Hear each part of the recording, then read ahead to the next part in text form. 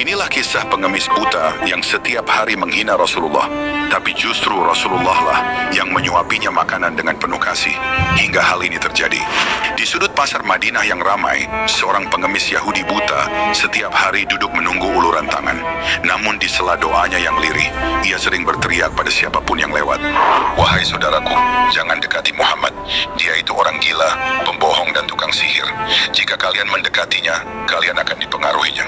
Begitulah setiap hari ia mengucapkan kata-kata kebencian tanpa pernah tahu siapa sebenarnya sosok yang ia cela.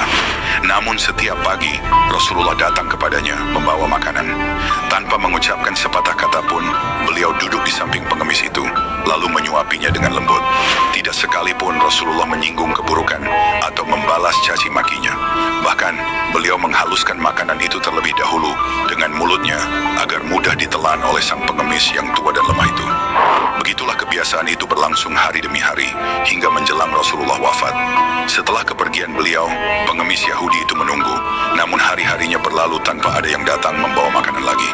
Di waktu yang sama, Abu Bakar berkunjung ke rumah putrinya, Aisyah radhiyallahu anha, dan bertanya, "Wahai anakku, adakah sunnah suamimu yang belum aku lakukan?" Aisyah menjawab pelan, Wahai ayah, engkau telah meneladani hampir semua sunnah beliau, kecuali satu.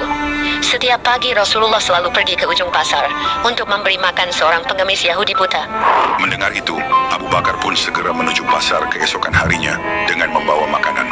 Ia mendekati pengemis tersebut dan mulai menyuapinya.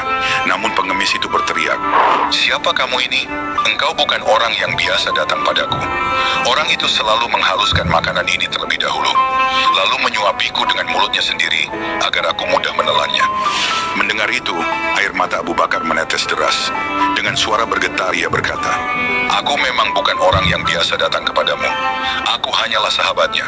Orang yang biasa datang padamu itu telah tiada. Ia adalah Muhammad Rasulullah." Pengemis itu terdiam, bibirnya gemetar dan air matanya jatuh membasahi pipinya yang keriput. Ia menangis lama, lalu berkata lirih, "Benarkah demikian? Selama ini aku mencacinya, tapi ia tak pernah membalasnya. Ia bahkan menyuapiku dengan kasih sayang." Dengan hati yang hancur karena penyesalan, pengemis Yahudi buta itu pun mengucap syahadat di hadapan Abu Bakar dan menjadi saksi bahwa tiada Tuhan selain Allah dan Muhammad adalah utusannya. Dari kisah ini kita belajar betapa mulianya akhlak Rasulullah. Ia tidak membalas kebencian dengan amarah, tapi dengan kasih dan kelembutan. Sungguh beliau adalah manusia dengan akhlak paling sempurna yang pernah ada di muka bumi ini.